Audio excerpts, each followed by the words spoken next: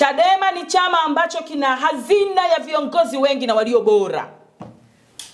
Na niweze kutuma rai au salamu kwa wenzetu ambao wameondoka. Ukiona umepata nafasi ya kuongoza wenzio, si sababu kwamba wewe ni bora kuliko wengine. Ni nafasi na heshima kubwa ambayo unakuwa umepewa na wanachama wenzio ili uweze kuwaongoza kwa wakati fulani. Hivyo basi, nafasi zitajazwa kwa sababu bado Chama cha Demokrasia na Maendeleo kina viongozi, kimejisazia viongozi bora huko chini. Kwa hiyo msiteteleke watu wa Dodoma kumpoteza mwenyekiti. Ndani ya siku 7 zijazo tutakuwa tayari tuna mwenyekiti. Nitatoa tamko la lini tufanye uchaguzi, kwa hiyo ondoeni shaka. Naomba niongelee swala pia la watu wanaoondoka. Wasituvunje moyo wanachama ambao bado tupo na bado tuko imara kwa ajili ya kusimamia malengo ya chama.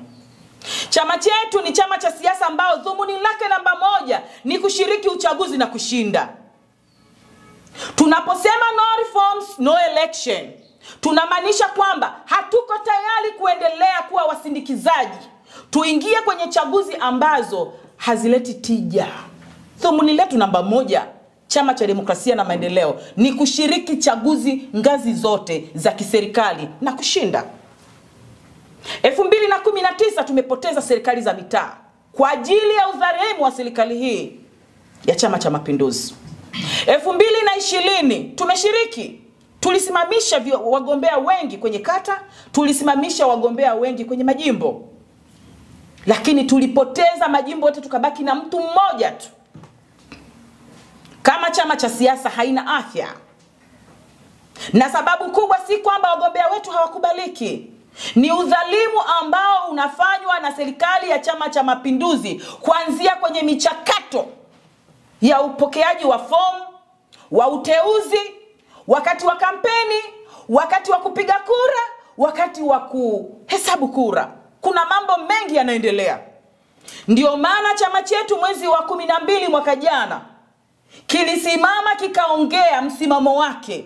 No reforms, no election, maana yake kwamba bila mabadiliko ya kanuni na sheria za uchaguzi hatutaingia kwenye uchaguzi. Sio Chadema haitaingia, hatutaingia Tanzania kwenye uchaguzi kwa sababu tunahitaji haki na uhuru katika uchaguzi.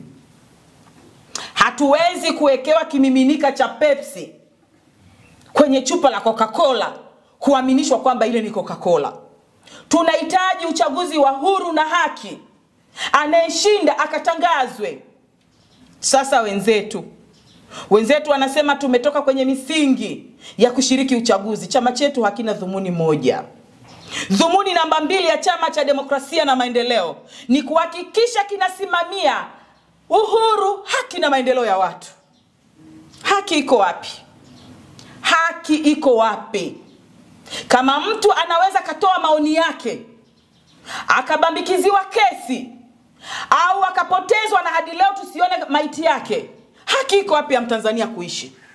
Haki iko wapi? Na kama katiba ya nchi hii tunayoongelea imesimamia misimamo ya haki za binadamu, kwa nini imeshindwa kuyaishi yale ambayo katika katiba hiyo? Ukikosoa serikali, ukielekeza serikali, unaitwa mchochezi. Tumepoteza makamanda wengi sana. Tumepoteza watu wengi, na mbaya zaidi wengine hatujui hata mili yao ilipo.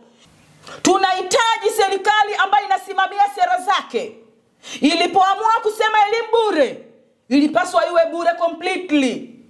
Watoto wa wakulima, watoto wa masikini, watoto wasiokuwa na wazazi wapate fursa sawa na wale wenye uwezo waweze kupata elimu sawa na watoto wa wengine. Ni nani wa kutusemea? Tunahitaji viongozi wanaoweza kutusemea. Hawapatikani kwenye mfumo wa CCM, wanapatikana Chadema. Sasa ndugu zetu wanaondoka, tulikuwa nao. Wangekuwa wa kwetu tungebaki nao. Wameondoka, tunaheshimu kwa sababu ni misingi ya katiba kwamba mtu anapaswa kuondoka. Ndio mama kama mwenyekiti alisema kwamba Chadema sio nini? Sio gereza.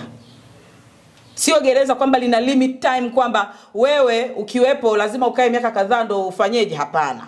ukisikia kuondoka ondoka, lakini misingi ya chama chetu ni kuhakikisha tunasimamia haki, uhuru na maendeleo ya watu. Mimi kuwa mbunge wa jimbo la Buyungu haimaanishi kwamba watu wote wa Buyungu wananufaika na ubunge wangu zaidi ya uwakilishi tu. Kwa chama chetu hakiwezi kujikita kushibisha matumbo ya watu na kuwafurahisha kundi dogo. Hapana. Ni kweli tunahitaji wawakilishi, lakini sio kwa misingi hii ambayo tumeiona. Tunao ushahidi 2019, tunao ushahidi wa 2020, tunao ushahidi wa juzi ambako tuliamini baada ya maridhiano na zile foarazi za mama kwamba uchaguzi utakuwa huru na haki. Haikuwa hivyo. Tayari ile ni indicator kwamba mama hana tofauti na mtangulizi wake. Hivyo hatuwezi kucheza karata, hatuwezi kupoteza uhai wa watu, hatuwezi kupoteza rasilimali zetu kuingia kwenye chaguzi ambazo zinagharimu maisha na uchumi wa watu. Hawa wanaoondoka ni tone, kama tone kudonosha kwenye bahari. Ni wachache. Labda kwa taarifa, tunajua wengi wanasema kwamba tunaenda kuingia kwenye uchaguzi upya. Hadi sasa hivi hatujapoteza nafasi hata 10 hazijafika ambazo ni za kwamba kuna uongozi tunataka kurudia. Hapana. Wameondoka, walioondoka wengi ni wanachama wa kawaida. Ndio tunawahitaji, lakini ni tone la maji, tone tu kwenye bahari. Tumejisazia watu wanaokipenda chama ni wengi sana. Tunao watu wengi wenye misimamo ya kukilinda chama kwa gharama zozote. Mimi nasikitika kwa sababu wengi wanaoondoka ni marafiki zangu. Mimi ni mtu ambaye nimependekezwa na mwenyekiti wa kanda. Kwa mujibu wa katiba, mwenyekiti anapendekeza, kamati secretariat inafanyeje? Inateua, yani inachakata, inatuchuja, alafu inateua, kamati kuu inathibitisha. Dadangu Devota ndiye aliyenipendekeza. Walikuwa wako wengi, lakini alisema choice yake ni mimi, mwanamke kama yeye. Ameondoka, ameniacha. Viongozi wangu au viongozi wenzangu wa kanda ya kati, nikianzia ngazi ya mkoa, wilaya, jimbo, kata hadi matawi, tusibaguane kwa sababu ya hiki kitu kinachoendelea.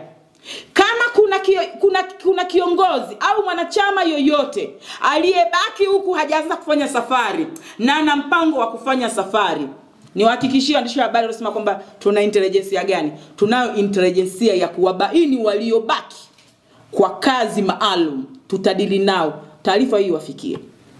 Tunavyo vinasa sauti vinavonasa kila aliyebaki.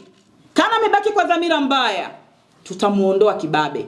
Kwa hiyo wale wote ambao mpo safarini mmebaki kwa mitego, hebu amueni moja. Ukiamua kubaki na sisi, tutabaki na wewe. Ila ukitaka kutusaliti, tutakuondoa.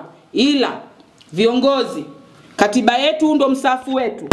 Tusiwaondoe watu kwa sababu walishawishiwa kuhama na hawajahama, wakatuhumika kwamba ni watuhumiwa.